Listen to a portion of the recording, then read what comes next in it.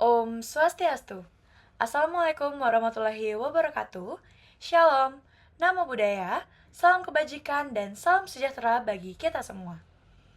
Di kesempatan kali ini, kami dari kelompok SGDB 4, PSSK 2025 akan mempresentasikan student project yang telah kami buat yang berjudul The Role of Homeostasis to Adaptation During Exercise.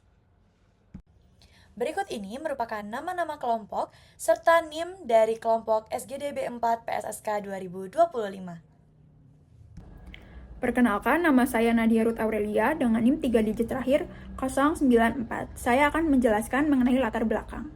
Homeostasis adalah mekanisme regulasi internal tubuh yang menjaga stabilitas lingkungan internal agar fungsi fisiologis tetap optimal meskipun terjadi perubahan eksternal, seperti pada suhu, pH, dan kadar oksigen maupun karbon dioksida. Selama latihan fisik, tubuh menghadapi stres fisiologis yang memicu respon adaptif melalui aktivitas sistem hormonal, seperti sumpu HPA, katekolamin, dan hormon pertumbuhan, serta penyesuaian sistem kardiovaskular dan metabolik. Dalam jangka panjang, adaptasi terjadi melalui peningkatan jumlah mitokondria, efisiensi energi, dan kapilaritas otot, serta perubahan struktural seperti hipertrofi jantung yang fisiologis.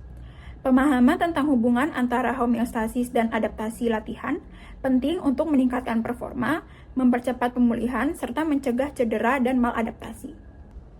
Selanjutnya, saya akan menjelaskan mengenai rumusan masalah dari studi proyek kami. Yang pertama, bagaimana mekanisme homeostasis bekerja selama latihan fisik. Yang kedua, apa bentuk adaptasi fisiologis tubuh terhadap latihan jangka pendek dan panjang. Yang ketiga, bagaimana peran sistem saraf, endokrin, dan kardiovaskular dalam menjaga homeostasis saat latihan.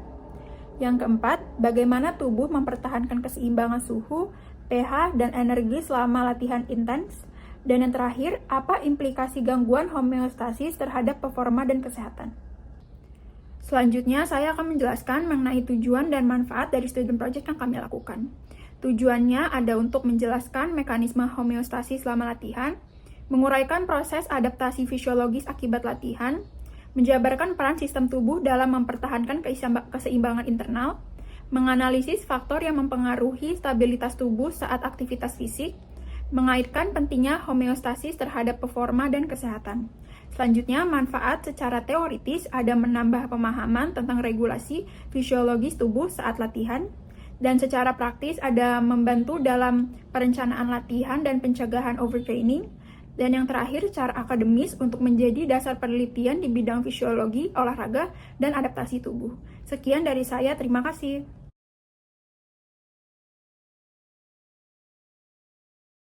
Halo semuanya, perkenalkan saya Brian Tan dengan NIM akhir 096 dan sekarang saya akan menjelaskan tentang mekanisme homeostasis dan sistem pengendalian tubuh. Spesifiknya, saya akan menjelaskan tentang sistem saraf yang dapat membantu homeostasis.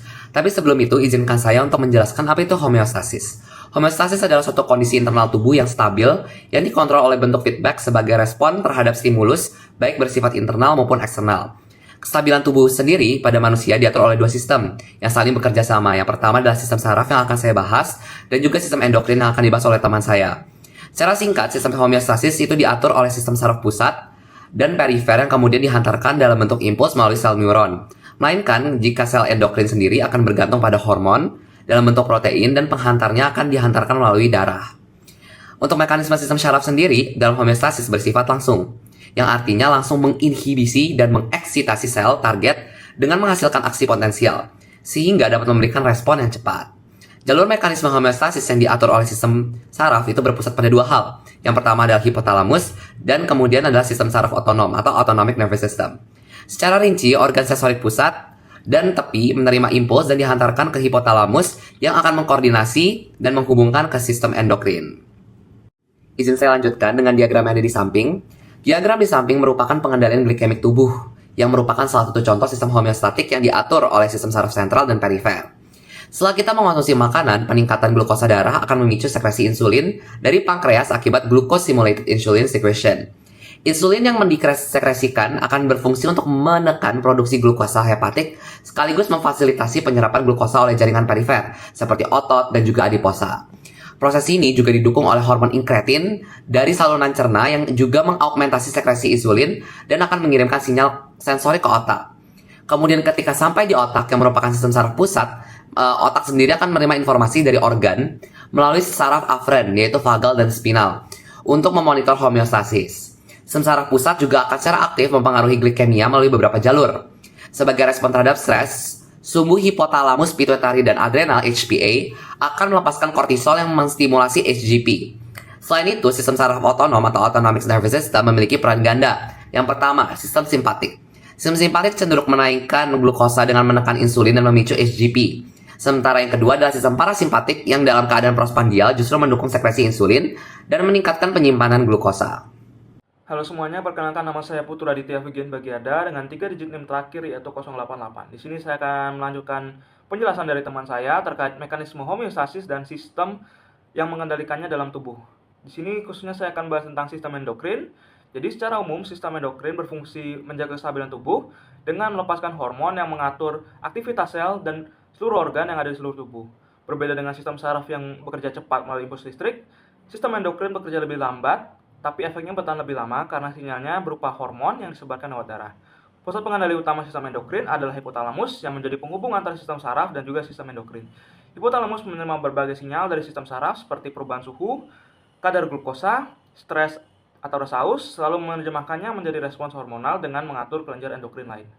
Hipotalamus mengontrol kelenjar hipofisis melalui releasing hormon dan juga inhibiting hormon, sehingga membentuk apa yang disebut sebagai endocrine axis. Contohnya ada sumbu HPT atau hypothalamus pituitary thyroid axis yang mengatur kecepatan metabolisme tubuh, dan juga sumbu HPA atau hypothalamus pituitary adrenal axis yang berperan dalam respons stres dan juga pengaturan kadar glukosa darah. Perkenalkan, nama saya Flynn Felicia dengan digit NIM terakhir 098. Saya akan menjelaskan mengenai gangguan pada sistem termoregulasi dan ekskresi. Aktivitas fisik dengan intensitas tinggi yang berkepanjangan memberikan beban signifikan terhadap mekanisme termoregulasi tubuh, sehingga menuntut aktivasi respon fisiologis seperti vasodilatasi perifer dan peningkatan sekresi keringat untuk mempertahankan homeostasis suhu. Jika cairan tubuh yang hilang tidak segera digantikan, tubuh akan mengalami dehidrasi. Kondisi ini kemudian mengurangi volume darah, sehingga kemampuan darah untuk mengeluarkan panas dari tubuh mengalami penurunan. Kondisi ini berdampak pada penurunan performa fisik, peningkatan risiko cedera seperti heat stroke, dan gangguan pada fungsi kognitif. Selanjutnya, saya akan menjelaskan mengenai gangguan pada sistem respiratori dan metabolisme.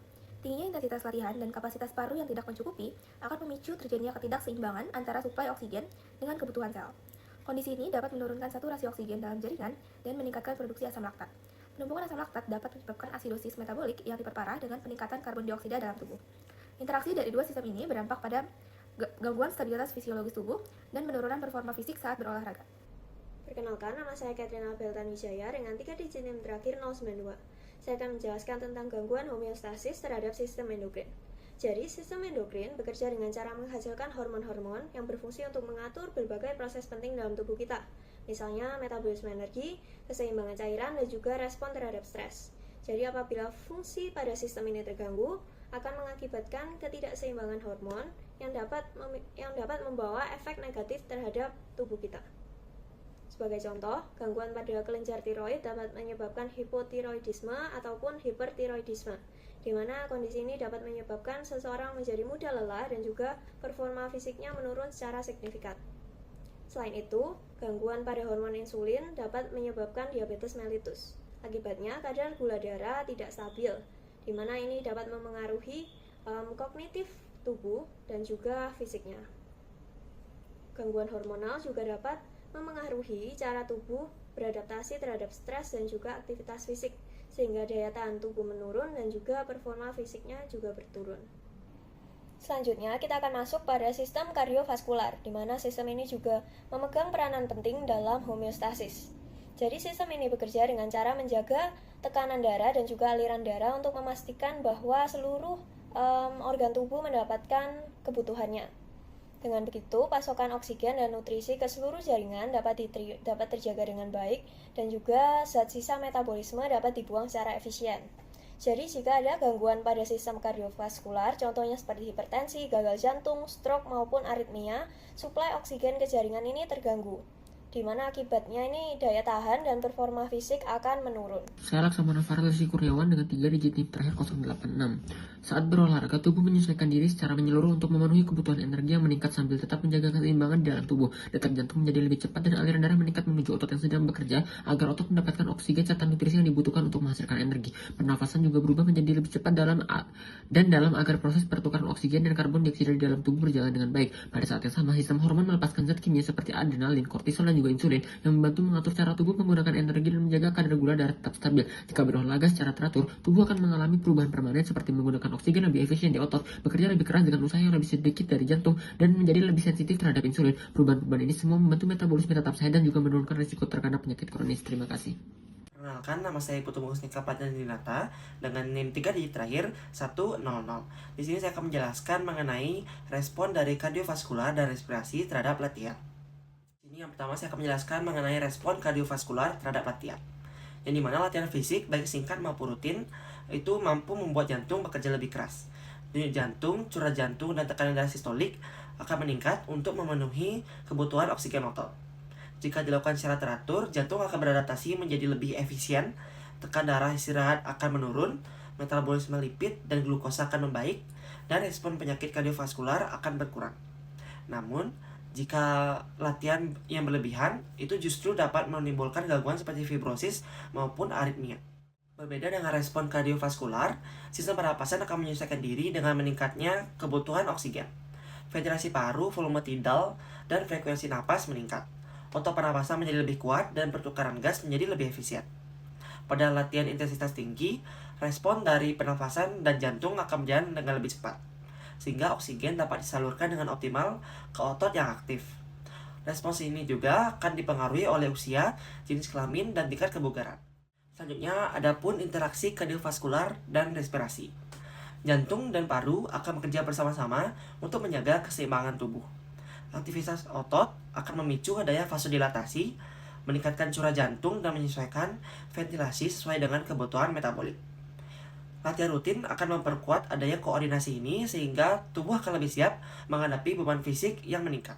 Saya Laksamana Farlesi Kurniawan dengan 3 digit NIM terakhir 086. Salah satu poin terpenting dalam memahami bagaimana tubuh merespons secara fisiologis terhadap latihan metabolik adalah bagaimana aktivitas fisik baik jangka pendek maupun jangka panjang menyebabkan perubahan besar pada aliran darah dan metabolisme di berbagai organ tubuh, terutama otot rangka dan juga jantung. Untuk memenuhi kebutuhan energi yang meningkat selama aktivitas fisik, ketika seseorang melakukan latihan metabolik, terjadi peningkatan besar aliran darah ke otot-otot yang sedang bekerja ke dalam jantung. Hal ini membantu organ-organ tersebut mendapatkan cukup oksigen dan juga nutrisi untuk mendukung permintaan tinggi metabolisme aerobik selama latihan. Pada saat yang sama, aliran darah ke organ-organ lain seperti otak dan tulang hanya meningkat sedikit atau bahkan berkurang di organ-organ internal seperti hati dan juga lambung, karena tubuh memprioritaskan aliran darah ke jaringan yang paling aktif secara metabolik pada saat itu. Terima kasih. Perkenalkan, nama saya Kade Aditya Atmaja Putra Persya dengan 3 digit NIM terakhir 082. Kali ini saya akan menjelaskan tentang adaptasi sistem endokrin dan saraf ketika berolahraga. Sistem saraf dan endokrin bekerja sama untuk menjaga keseimbangan tubuh atau homeostasis. Hal ini diatur oleh salah satu bagian dari central nervous system atau otak, yaitu hipotalamus. Sistem saraf memberikan respon rangsangan cepat melalui sinyal listrik seperti berkeringat saat kepanasan. Sementara itu, sistem endokrin mengekskresikan hormon seperti epinefrin dan norepinefrin, di mana epinefrin ini bekerja untuk menaikkan detak jantung, sedangkan norepinefrin ini untuk menaikkan tekanan darah. Keduanya bekerja sama secara simultan untuk melengkapi kita ketika berolahraga. Perkenalkan, nama saya Kristal Reca Becakinaya dengan 3 digit NIM belakang 076. Jadi saat kita berolahraga, sistem kardiovaskular itu akan bekerja keras untuk menjaga homeostasis. Nah, otot yang aktif ini akan membutuhkan lebih banyak oksigen juga serta nutrisi, sehingga jantung ini akan memompa darah lebih cepat dan juga lebih kuat. Hal ini menyebabkan peningkatan denyut jantung dan juga cardiac output. Nah, selain itu, pembuluh darah pada otot juga akan melebar melalui vasodilatasi untuk memastikan apakah aliran darah yang itu optimal. Nah, pada saat yang sama juga, tubuh itu akan mengalirkan darah dari organ yang kurang penting menuju ke otot yang sedang bekerja itu. Nah, selama aktivitas, tekanan darah, kemudian suhu, dan juga kadar karbon dioksida juga ikut meningkat. Sistem kardiovaskular ini juga akan bekerjasama dengan sistem pernapasan untuk menjaga keseimbangan oksigen dan karbon dioksida dalam darah. Dengan latihan rutin, tubuh akan menjadi lebih efisien. Volume darah juga ikut meningkat, sehingga jantung bekerja lebih efektif, dan jumlah kapil otot juga bertambah, sehingga perfusi jaringan lebih baik dan tubuh tidak akan cepat lelah saat berolahraga. Sebelumnya perkenalkan, saya Putu Ayu Julia Chandra Dewi dengan 3 digit NIM terakhir 084. Di kesempatan kali ini saya akan menjelaskan terkait regulasi suhu dan juga regulasi pH di saat kita melakukan aktivitas fisik yang berhubungan langsung dengan homeostasis. Di mana regulasi suhu ini juga disebut dengan termoregulasi, di mana ini adalah proses homeostasis yang menjaga suhu tubuh agar tetap normal atau stabil, yakni 37 derajat Celcius. Mekanisme ini juga berperan saat tubuh merespon infeksi. Untuk menjaga kestabilan tubuh, dibutuhkan volume darah yang cukup agar panas dapat dialirkan ke permukaan tubuh dan juga dilepaskan. Termoregulasi ini dikendalikan melalui 3 mekanisme utama. Yang pertama, penginderaan aferen atau mendeteksi perubahan suhu, kontrol pusat oleh hipotalamus, dan respon eferen seperti berkeringat atau menggigil untuk menyesuaikan suhu tubuh internal kita. Selanjutnya adalah regulasi pH atau keseimbangan asam basa. Di sini, hal ini merupakan parameter penting dalam menjaga homeostasis tubuh.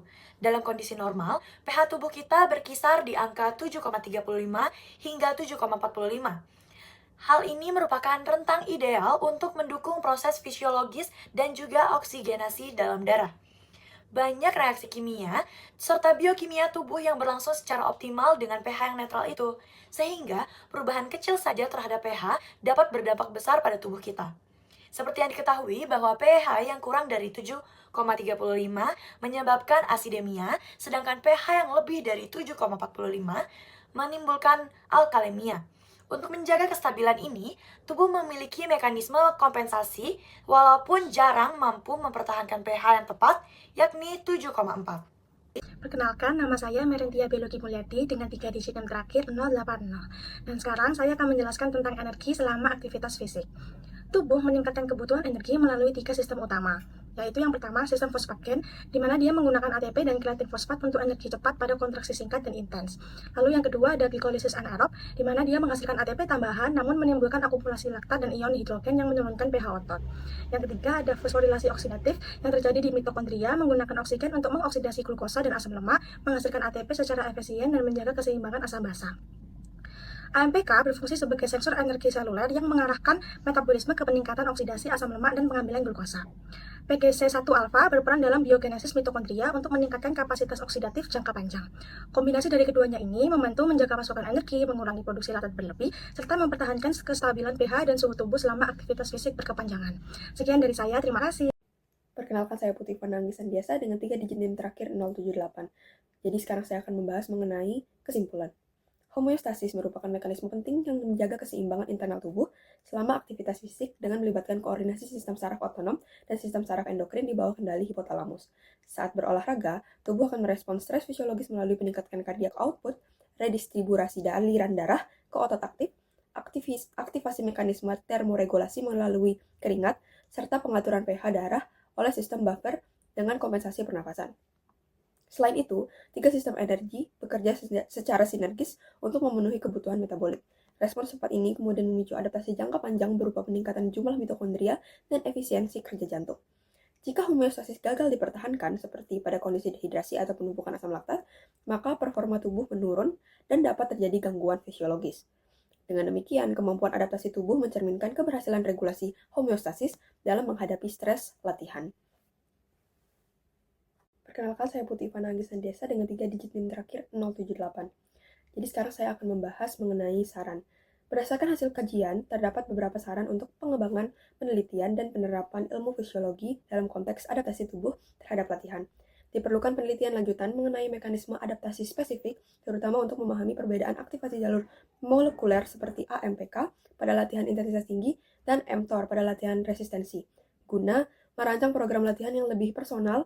Selain itu, studi klinis perlu dilakukan pada populasi dengan kondisi fisiologi berbeda, seperti penderita penyakit kronis, anak-anak, dan lansia, karena respons adaptif terhadap latihan itu bervariasi. Terakhir, perlu dikembangkan strategi latihan berbasis prinsip homeostasis yang tidak hanya menekankan peningkatan performa, tapi juga menjaga keseimbangan fisiologis melalui pengaturan intensitas, waktu istirahat, dan pemberian nutrisi yang tepat untuk pendukungan, pemulihan, dan kesehatan jangka panjang.